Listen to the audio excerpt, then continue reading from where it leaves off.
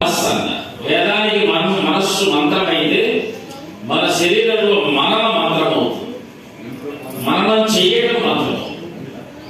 ఇలాగా శర్మగారితో మాట్లాడుతూ మనం అనుకుంటూ ఉన్నాం, తాంత్రికం, వైదికం, ధర్మాచారం, ఆచారం, ఈ ఆచారం, సమయాచారం ఇవన్నీ కూడాను ఆయా ప్రాంతాలలో వారిని ఉద్ధరించడానికి ఏర్పడినటువంటి సిద్ధాంతాలే తప్ప ఇంకొకరిని నిందించుకోవడానికో దానిని మనం ఇంకో రకంగా చూసుకోవడానికి ఎప్పుడు కూడాను హేయమైన దాన్ని నిందించడానికంటే మన దగ్గర ఉత్తమైనటువంటి దాంట్లో ఆనందాన్ని పొందడంలోనే ఆనందం ఉన్నదని శంకర భగవత్పాదుల యొక్క వ్యాఖ్యానం. మనకు అనేక మాసాలలో అనేక పర్వాలలో మన ఇష్టదేవతలను ఆరాధించుకునేటువంటి పరిస్థితి.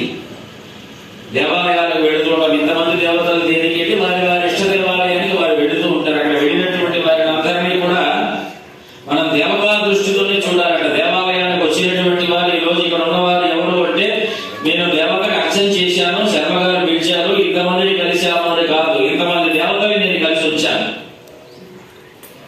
అదే మనకు బ్రహ్మ సత్యం జగన్మిథ్య అని శంకర భగవత్పాదులు చెప్పారు. అంటే వారు ఆసేతు హిమాచల పర్యంతం ఎన్నిసార్లు ప్రకటించినా, వారి దృష్టిలో ఎంతమందితో వాదోపవాదనలు చేసినా, ఎన్ని సిద్ధాంతాలు వారు స్థాపన చేసినా, ఎదురుగా ఉన్నవాడు ఒక పరబ్రహ్మం కానీ వారు చూశారు తప్ప ఏ రోజు కూడా తనకంటే భిన్నమైనటువంటి స్వరూపంగా శంకర భగవత్పాదులు చూసినటువంటి వ్యాఖ్యానం మనకి ఎక్కడ కనపడదు. అది శంకర భగవత్పాదులు అంటే.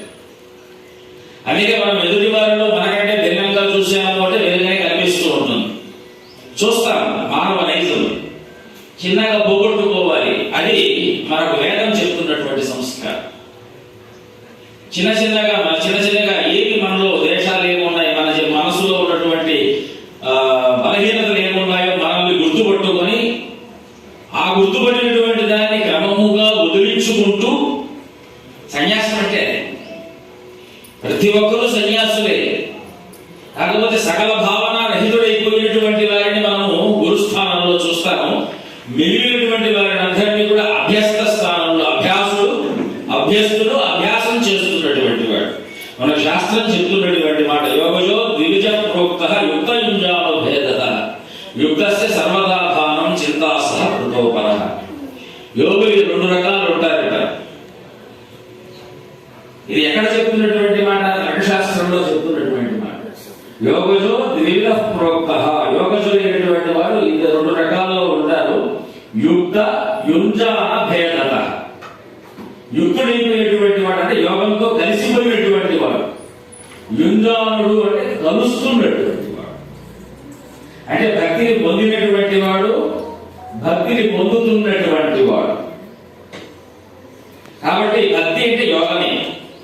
మనకు భగవద్గీత శాస్త్రాన్ని చూస్తే భక్తి యోగం, ధ్యాన యోగం, సాంఖ్య యోగం, సన్యాస యోగం, కర్మ సన్యాస యోగం ఇలాగ మనకు చెప్తూ వస్తున్నటువంటి వాటిల్లో భక్తికి ప్రధానంగా ఈ అంగాలన్నింటినీ కూడా వారు చెప్పుకుంటూ వచ్చారు. అందుకే మోక్ష సాధన సామగ్ర్యాం భక్తి రేవగరీయసి అని మనకు భాగవతం చెప్తుంది.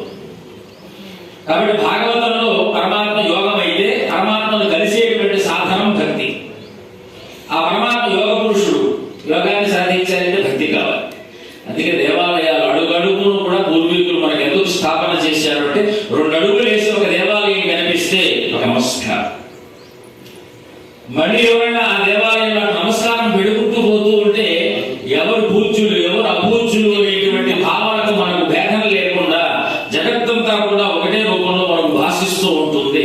ఆ భాషించే విధంగా మన భారత సంస్కృతి ఆధారపడాలి అని దేవాలయ నిర్మాణం చేశారు. దేవాలయంలో ఉన్నటువంటి దేవత రాతి మూర్తి. అందరూ ఈరోజు సృష్టిలో అంతిమమైనటువంటి సృష్టి భూమి.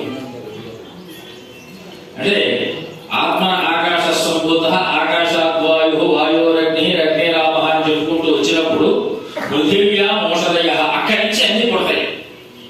సృష్టి భూమి దగ్గర ఆగిన క్రమం ఆగలేదు. భూమి నుంచి మళ్ళీ సృష్టి అంతరిక్షానికి ఎగురుతుంది.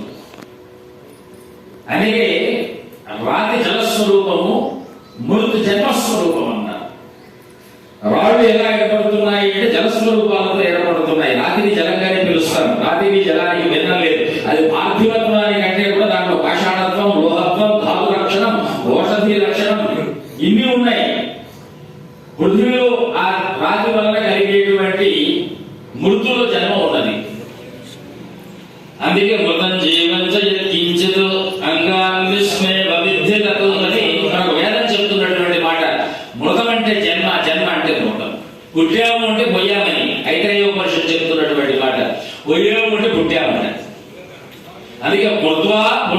పునరుచ్చుమాపద్యంతే అద్యమానా స్వకర్మభిః.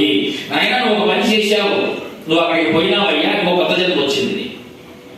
అద్యమానా స్వకర్మభిః, నువ్వు కర్మను పరిత్యజించకుండా ఉన్నంత వరకు పుడుతూ ఉంటావు, పోతూ ఉంటావు. ఎప్పుడు కర్మను పరిత్యజిస్తావో, కర్మను పరిత్యజించమంటే చేసే పనులను వదిలేయమని కాదు అర్థం. కర్మ ఫలాపేక్ష లేకుండా కర్మను చేయమని చెప్పి అర్థం. ఫలాపేక్షతో మనం ఎప్పుడు చేస్తే అక్కడ వాదన పడుతుంది. ఫలాపేక్ష రహితంగా మనం చేసేటువంటి వాటిలో వాదన ఉండదు, శోధన మాత్రమే ఉంటుంది, అందులో సాధన మాత్రమే ఉంటుంది, అందులో కేవలం భగవన్ నిష్ఠ మాత్రమే ఉంటుంది, అందులో భగవంతుడు మాత్రమే ఉంటాడు. అందుకే